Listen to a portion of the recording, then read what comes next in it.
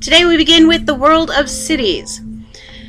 Population growth in Europe at this time was due more to the fact that the death rate was decreasing more than it was that the birth rate was increasing. And largely this is in part due to the fact that people were living longer lives because of better sanitation, better medical care, all that kind of stuff that we've discussed in earlier videos. Well, this fight against disease is going to in large part be due to many scientists that are making major discoveries at this time. Louis Pasteur felt that germs and disease were related, and so he is eventually going to develop the process for pasteurization for milk, which is basically eliminating bacteria from milk in order to make it safer. But he also will develop a vaccine for rabies, and he's going to bring about an increase in hygiene and sanitation in general. William Morton is going to develop anesthesia, which will help to relieve pain during surgery. And so he is then able to experiment with different surgical procedures because his patients are no longer suffering. Joseph Lister is going to promote hygiene for surgeons, things like washing your hands and sterilizing the instruments before you use them. And he'll also create antiseptics for wounds, which will help to stop infections.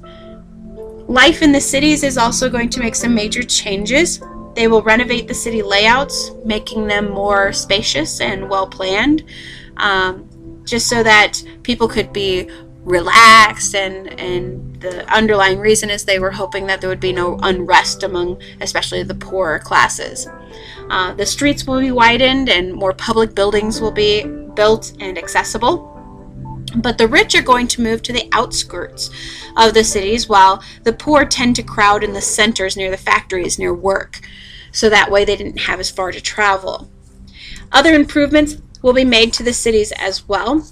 Paved streets, lights at night for safety, police and fire departments, as well as sewage systems and skyscrapers building up rather than out.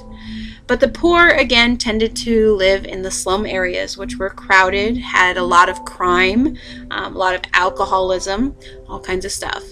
So why go to the city then if that's what it was like? Well, because there's jobs there and the entertainment is there, and that's typically where your education was going to be as well.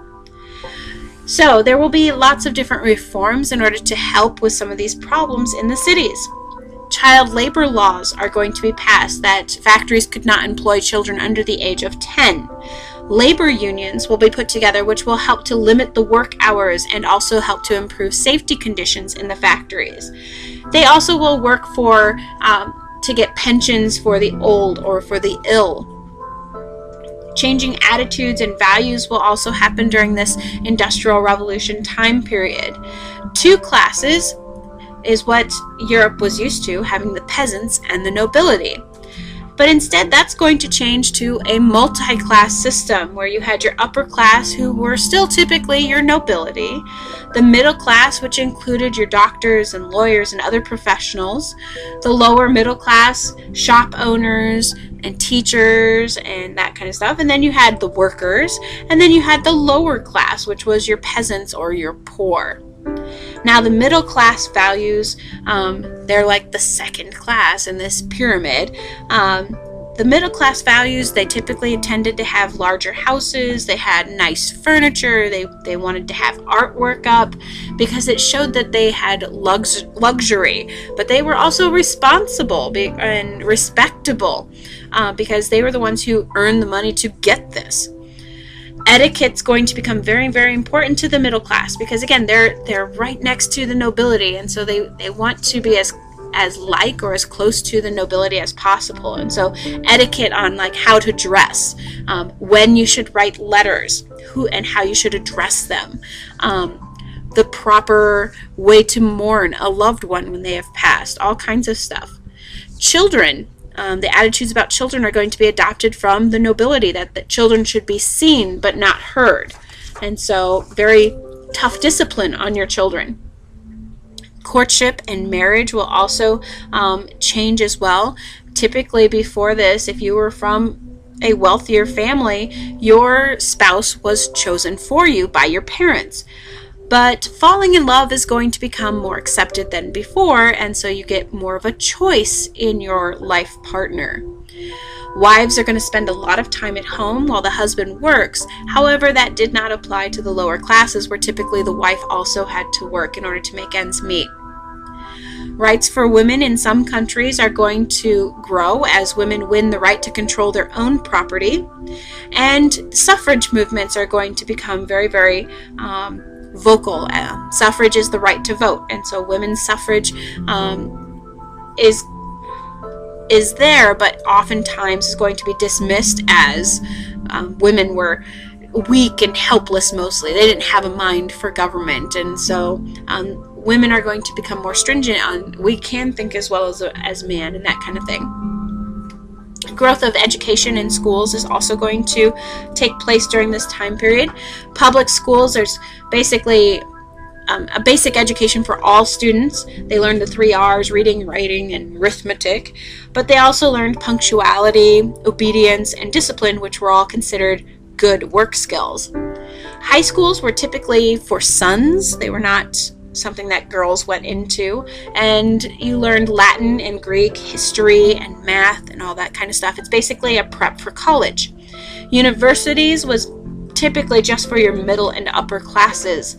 You learned about ancient history, languages, philosophy, religion, art, chemistry, law, physics, all kinds of stuff.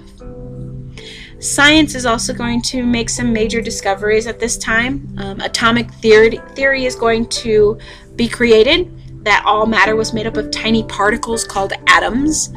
Geology, the study of the earth, becomes very popular as well, as is archaeology, the study of early human life on the earth. Charles Darwin, who is the proponent of natural selection or survival of the fittest, is going to lead to a movement called social Darwinism, where the survival of the fittest applies to war and to economics. Now, Charles Darwin was a biologist, a naturalist, and so he really wasn't trying to apply it to war and economics, but people are going to take his ideas and adapt them. That war was needed in order to weed out the weaker nations and get rid of those that were holding everyone else back. Racism comes about as a part of it. Europeans will be compared to Africans and to Asians and be determined that they're the fittest, the strongest. Economics, weaker businesses don't survive, and so survival of the fittest, all those kinds of things. But from this new time period of the Industrial Revolution, we get kind of a new culture that comes about too. Romanticism is a movement in art and literature that comes about, and basically it's looking to excite strong emotions. It rebels against the reason of thinking too much critical thinking. It's kind of a head versus heart kind of thing. But Romanticism is very much bound up with history and legends and folklore, and so drama, romance, emotions, looking at the glorious past and beauty and the power of nature. And so we'll have people like Victor Hugo, who wrote Les Miserables, Alexandre Dumas, who writes The Three Musketeers, Lord Byron, who writes poetry, Chopin, who writes orchestral music. So all of these would be considered romantic artists. Realism is another format that comes about. Realism is going to represent the world as it is, kind of the harsher side of life, looking at the day-to-day life and sort of the hypocrisy of it, of how we say it's great but it's really not, and just looking at ordinary subjects. And we'll have people like Charles Dickens, who writes A Christmas Carol, and looking at the dirtier, grungier side of life even during Christmas, as well as many other books. Henrik Ibsen is going to write like a Doll's House and other plays as well, which are looking at the hypocrisy of life and that kind of thing.